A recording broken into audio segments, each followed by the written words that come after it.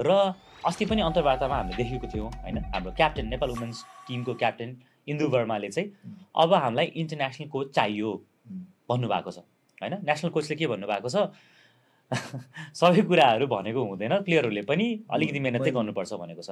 तर as a क्याप्टेनको perspective भन्नुपर्दाखेरि चाहिँ एकदमै पर्फर्मेन्समा डिफ्रेन्स आउँछ नेसनल कोच र तपाईँको फरेन कोचले कोच गर्दाखेरि? होइन, त्यति फरक त हुँदैन, म अहिले पनि भन्छु होइन। अब तपाईँको विचारमा? मेरो विचारमा भने मैले पनि अब लेडिज टिम त मैले पनि ह्यान्डलिङ गरेको छु। हजुर। र मलाई लाग्दैन कि सबै कुरा एकै दिनमा चाहिँ चेन्ज हुन्छ भन्ने कुराहरू क्या।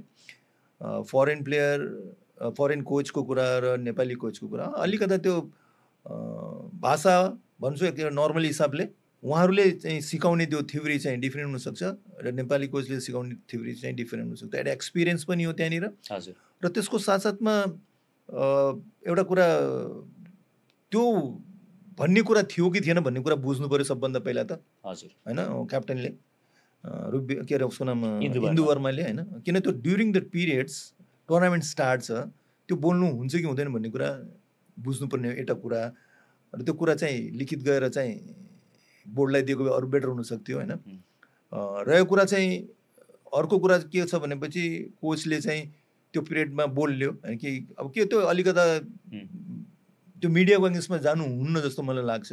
तर अफकोर्स मैले भन्छु नि हाम्रो नेपाली कोचेसहरूमा पनि त्यो चाहिँ छ है। अहिले के भनेपछि त्यो क्षमता छ कि सिकाउने त्यो गर्ने काम राम्रो कोचेसहरू पनि छ, नराम्रो मैले भन्दैन होला, कोही 19-20 होला, तर अहिले क्वालिफाइड कोचेस हामीसँग छ।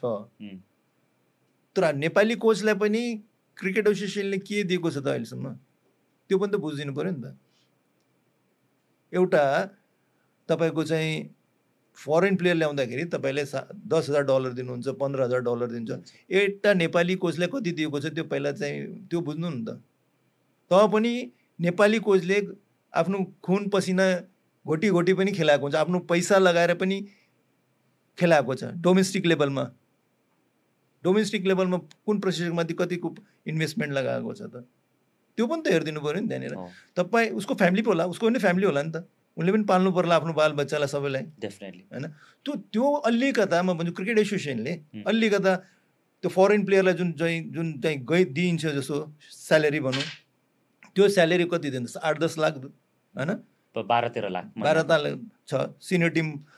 अब यही अलिकता 3वटा कोच चाहिँ नेपाली कोचलाई राखिदियो के हुन्छ? मैले भने उहाँ 24 घन्टा काम गरिदिन्छ उहाँहरूले, 24 आवर्स आफ्नै देशको लागि होइन। त्यो भरोसा नदेखाउनुको रिजन चाहिँ के हो गुरु? अब यो किनकि रिसोर्सेस यत्रो इन्भेस्ट गरी हामीले कोही लिएर आउँदैछौँ होइन अर्को कन्ट्रीबाट होइन, जहिले पनि यसरी नै चेन्ज गरिरहेको छौँ। मैले एक्ज्याक्टली अब कस्तो हुन्छ भने यसमा चाहिँ विश्वास हुनु जरुरी छ सबभन्दा ठुलो कुरा। विश्वास कहिले हुन्छ भने टिमलाई जिताएपछि विश्वास हुन्छ। तर त्यसको साथसाथमा मैले के भन्दैछु भनेपछि त्यो विश्वास दिलाउने काम एउटा कोचको पनि हो कि। कोचले अब कसरी डिजाइन गर्छ, कसरी प्रोग्राम गर्छ होइन, ऊ चाहिँ हुनु पऱ्यो। अब म यहाँ गेम खेलाइरहेको छु, मेरो घरमा फ्यामिलीमा पैसा छैन भने 2 चोटि फोन आउँछ, पैसा पठाइदिनुहोस् न। अब मेरो तलबै त्यति छ कि मैले आफ्नो काठमाडौँमा धाउन चाहिँ गाह्रो भएर छ, अनि ऊ कतिको प्रिपेयर होला त त्यहाँ, त्यो पनि त बुझ्ने कुरा छ नि त त्यहाँनिर।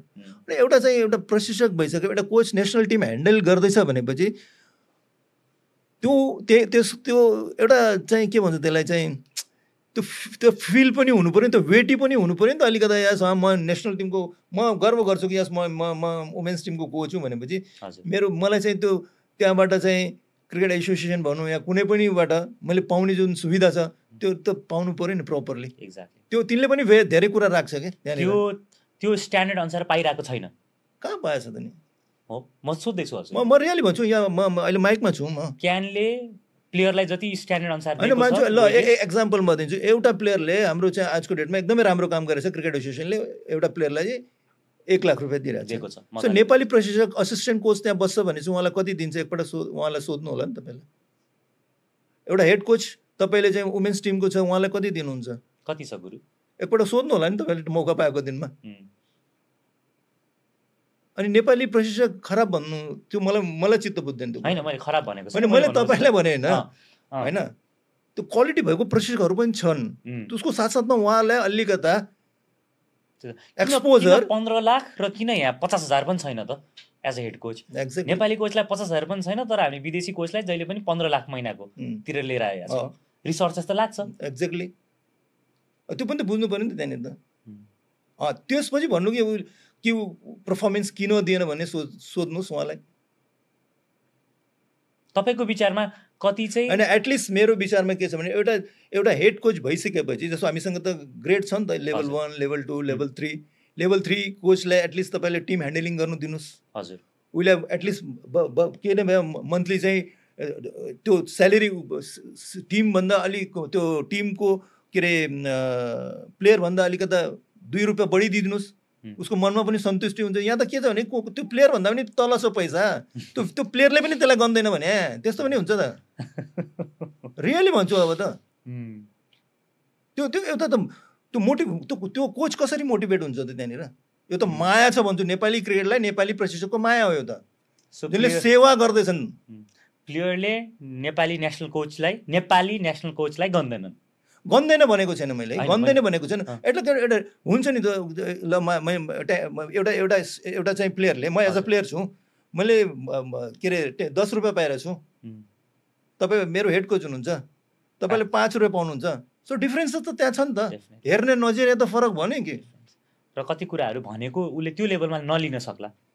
अनि यो कुरालाई चाहिँ अलिकता क्रिकेट एसोसिएसनले पनि यसो बुझ्दै अलि राम्रो हुन्छ कि जस्तो लाग्छ मलाई। सो तपाईँले भन्नुअनुसार चाहिँ तपाईँको विचारमा चाहिँ एउटा पारिश्रमिक चाहिँ प्लेयर जतिको चाहिँ हुनु पर्छ। एक्ज्याक्टली हुनैपर्छ।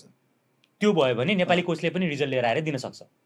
अनि रिजल्ट त जस्तै मैले भने रिजल्ट भन्ने कुराहरू आई मिन त्यो लेभलको पानी एज अ फरेन लेभलको एक्ज्याक्टली म भन्छु नि। रिजल्ट कस्तो हुन्छ भनेपछि अहिले पनि म तपाईँलाई भन्दैछु, जति तपाईँले एकचोटि त्यो 1996 देखिको अहिलेसम्म तपाईँ 2025 राइट, एकपटक चाहिँ डोमेस्टिक कोचहरू जुन चाहिँ हाम्रो चाहिँ नेपाली प्रशिक्षक भन्छौँ र फरेन प्लेयरको चाहिँ तपाईँ यसो त्यो मिक्स गरेर हेर्नुहोस्, बढी चाहिँ विनिङ चाहिँ लोकल कोचेसहरूले दिएको छ। हेर्नु होला एकपटक अन्डर 16, 19 वुमेन्स इभन नेसनल टिममा पनि ओडिआई स्ट्याटस त्यो एकपटक जस्ट तपाईँ गर्नु होला नि, टेबल गर्नुहोस् न एकपटक। हुन्छ गुरु, thank you so much. This is I think यो पोइन्ट चाहिँ एकदम बुझ्नु जरुरी छ र यो चाहिँ एकदमै क्यानले, प्लेयरहरूले र इभन लाइक फ्यान्सहरूले पनि बुझ्नु चाहिँ एकदम जरुरी छ कि। एक्ज्याक्टली हो नि त।